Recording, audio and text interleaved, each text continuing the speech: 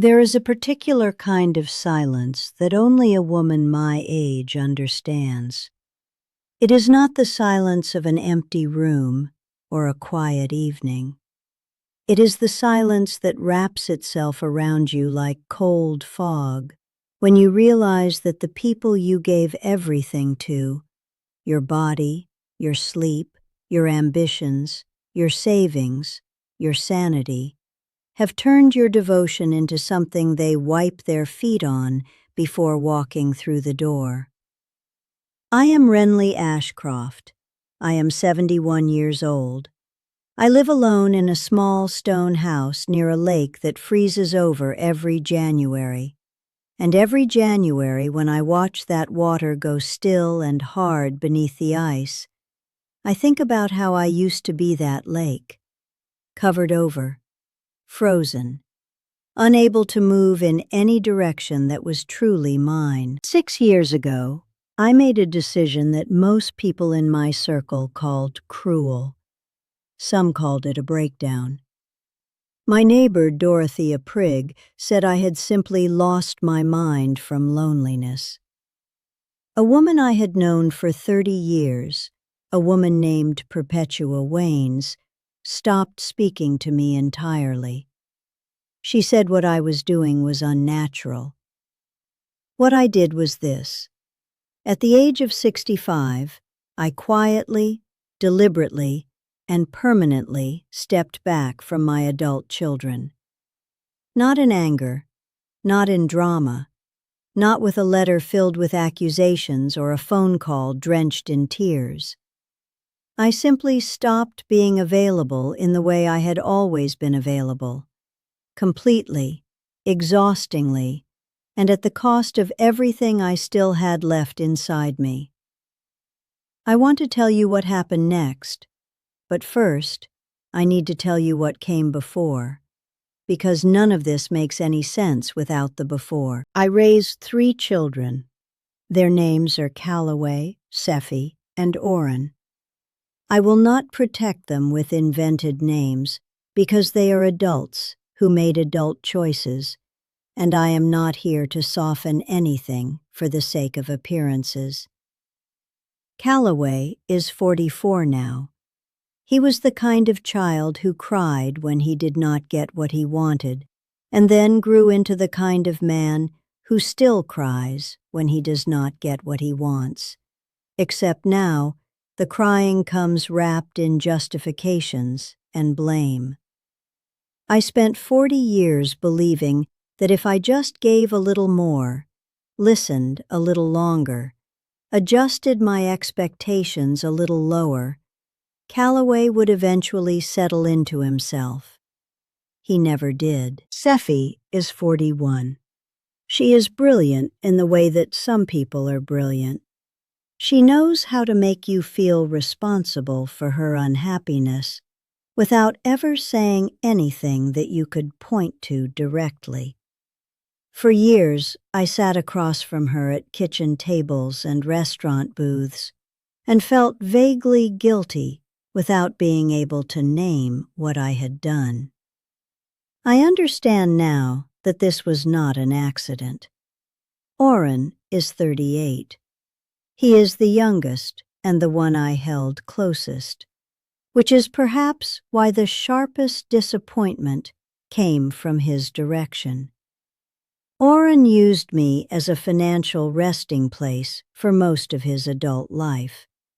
Not dramatically.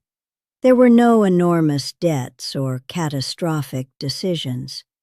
Just a steady, quiet drain. A few hundred here, a few thousand there, always with the promise of repayment that never came. Always with a story that made refusal feel like abandonment. For decades, I operated as though my purpose was to remain useful to these 3 people. I drove 4 hours to help Seffi after a surgery and stayed for 3 weeks while she recovered, then drove home and had no one bring me so much as a cup of tea when I came down with the flu 2 weeks later. I lent Oren money to cover a gap in his rent and found out 6 months later that he had gone on a trip to the coast during that same period. I called Calloway every Sunday for 11 years, and he answered, on average, perhaps twice a month. I stopped counting eventually because counting made the math too painful. I want to be precise here because I think precision matters when women talk about this. I was not abused. I was not beaten or screamed at or controlled in ways that anyone watching from outside would have immediately recognized as terrible. What happened to me was subtler and I believe more common among women of my generation. I was gradually hollowed out by people who had learned, through no particular malice of their own, that I was inexhaustible. They had learned this because I had taught it to them. Every time I pushed through my own exhaustion to show up for them, I confirmed the lesson. Every time I swallowed my disappointment and tried again, I confirmed it.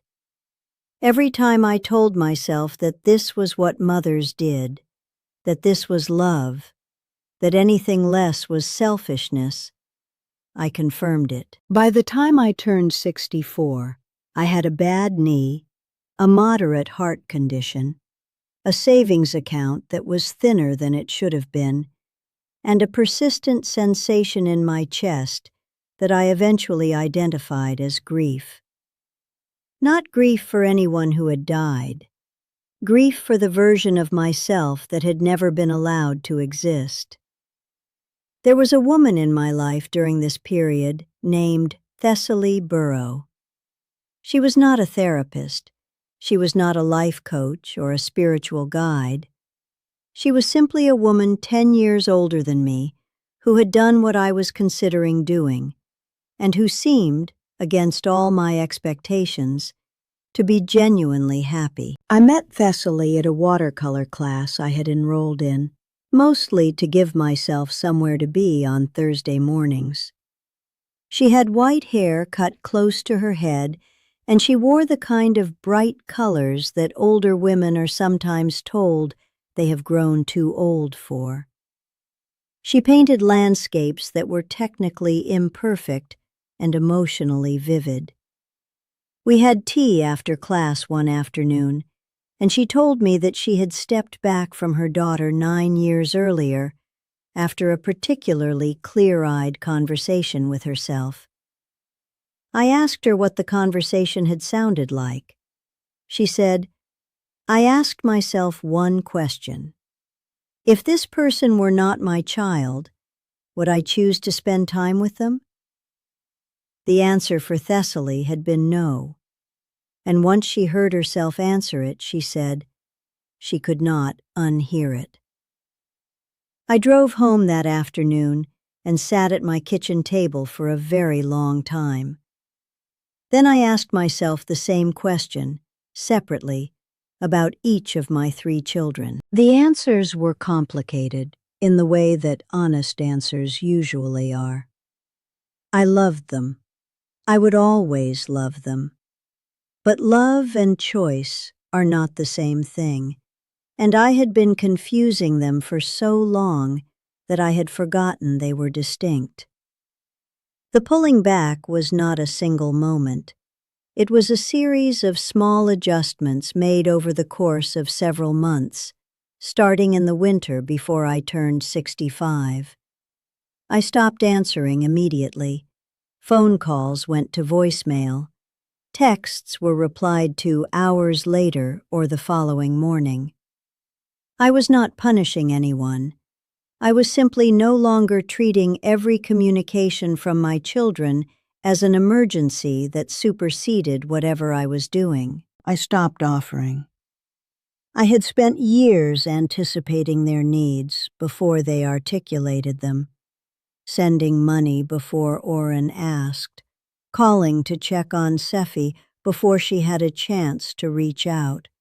showing up for Calloway with solutions to problems he had barely mentioned. I stopped all of it.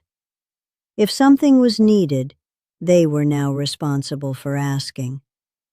And if they asked, I was responsible for deciding whether I had the capacity to give it. I stopped explaining myself. This was perhaps the hardest part. When I could not come to something, when I declined an invitation, when I said no to a request, I had always followed the no with an elaborate justification, as though my time and energy were suspects that needed to prove their innocence. I stopped doing this. No became a complete sentence in my mouth, and learning to let it sit there without decoration was uncomfortable in a way I had not anticipated. And I started doing something I had put off for so long that it had begun to feel like it belonged to another version of my life entirely. I started living as though my remaining years were mine. I repainted the inside of the house the colors I had always wanted. A deep green in the study, a warm amber in the kitchen. I started going to bed when I was tired, instead of staying up in case someone called. I enrolled in a class on the history of maritime cartography because I had been interested in old maps since I was a girl, and had never once permitted myself the extravagance of pursuing that interest with any seriousness. I booked a trip to visit a coastal town in the north that I had seen in a photograph in a magazine 15 years earlier, and then clipped out and kept in a drawer, the way you keep things you suspect you will never actually do. I went alone. I walked along the harbor in the early mornings when the fog was still sitting on the water, and I felt something that took me several days to name correctly. The feeling was spaciousness. Not happiness exactly, though happiness was also present, but spaciousness. Room inside my own life. The sensation of not waiting for something to go wrong. Now I will tell you what happened with my children, because I know that is what you are waiting for, and because I promised honesty. Calloway called me 6 weeks after I had significantly reduced my availability, and told me that I seemed different. His tone was careful, in a way that suggested he was trying to determine whether I was ill. I told him I was not ill. I told him I had made some changes to how I was spending my time and energy. He did not ask what those changes were. Seffi noticed within about 2 months. She called one afternoon, and I let the call go to voicemail, and when I called back the next morning, her first words were a statement rather than a question. She said, "You've been distant." I told her I had been busy. She said, "Doing what?" And I told her, truthfully, that I had been taking a class and working on the house and planning a trip. She was quiet for a moment, and then she said, "Well, I suppose that's good." The call lasted 8 minutes, which was considerably shorter than our usual calls, and when it ended, I noticed that I did not feel drained. Oren did not reach out for 11 weeks. When he finally called, it was to ask for money. I said no. He asked why. I told him that I had made a decision to stop providing financial support, and that this was not a reflection of my feelings about him, but a boundary I was maintaining for my own well-being. He said he did not understand. I told him I was sorry he was in a difficult position and that I hoped he would find a solution. He hung up before we said goodbye. He did not contact me again for 4 months. This is the part of the story that no one who tells it from the outside gets right. Everyone who warned me that this would backfire, Everyone who said I would end up alone and regretful assumed that the silence from my children would be devastating. They assumed it as a certainty, the way you assume water is wet. What no one accounted for was this. The silence from my children, after the first few weeks of adjustment, was not much different from the noise. That is perhaps the most clarifying thing I can tell you. When I sat in the quiet of my house in those early months and felt the weight of the absence, I also began to realize how much of the presence had been absence in a different form. How many phone calls had ended without me feeling seen?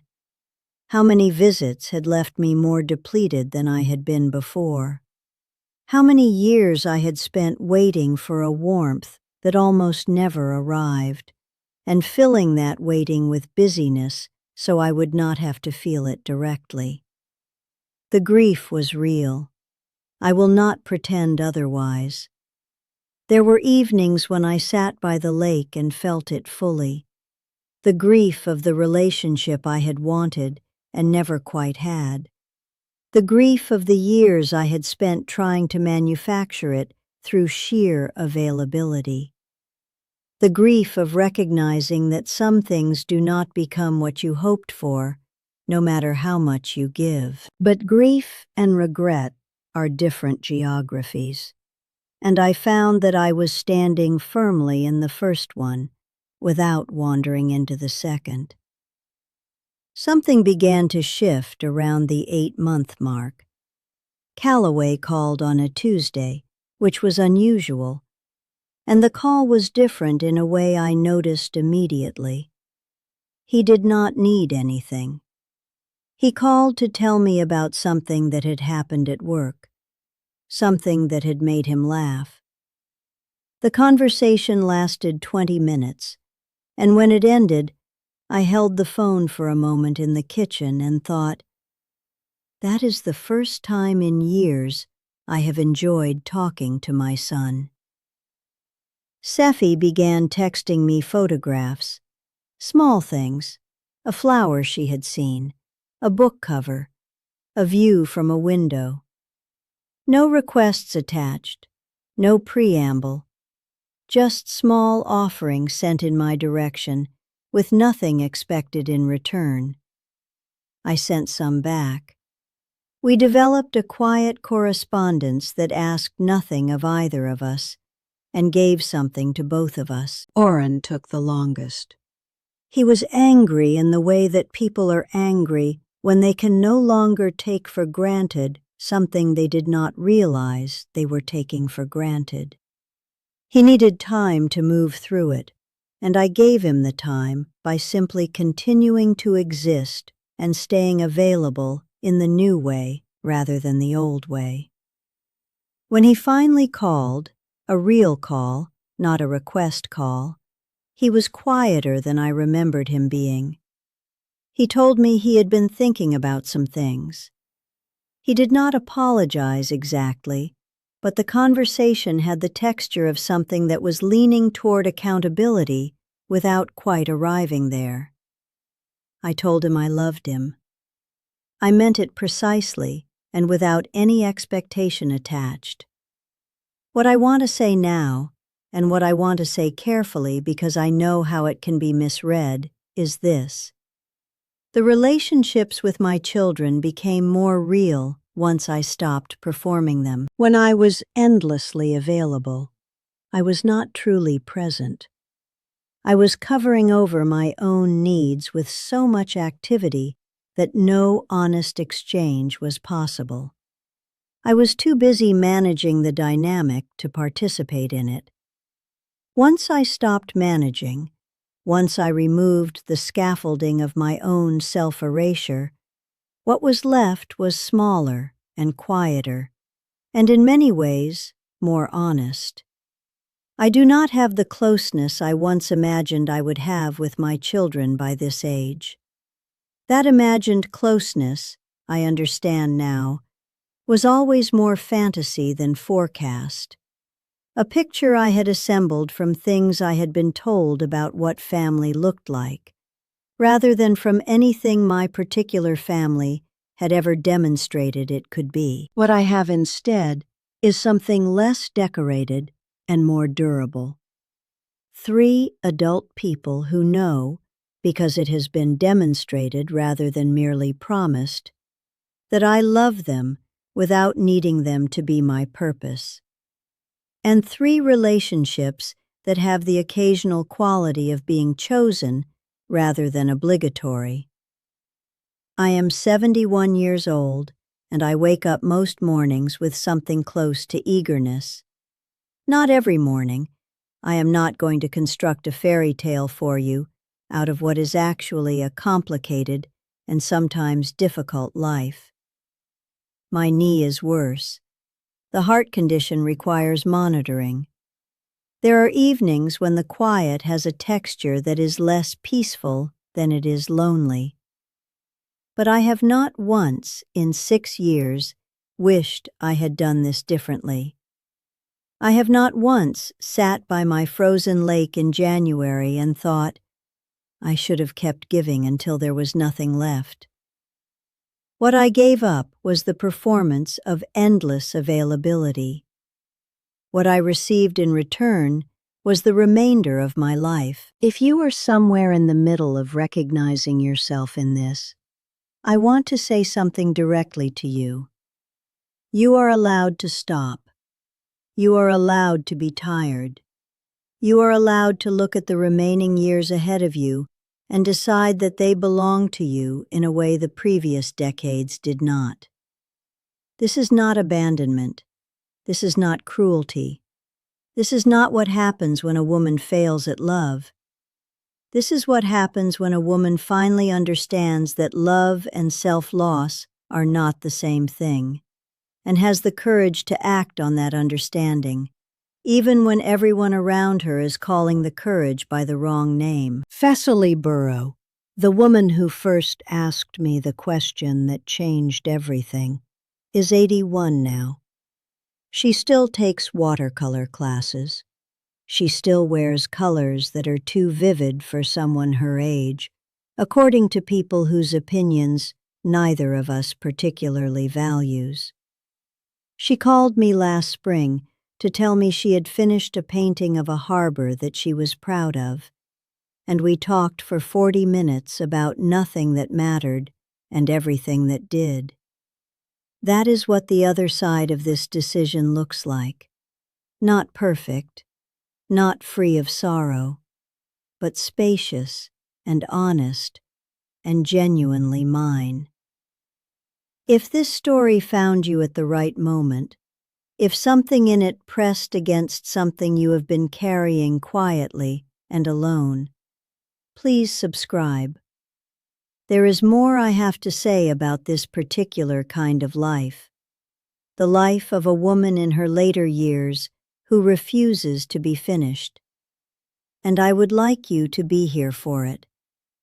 Click the button below. Stay. What comes next is worth it.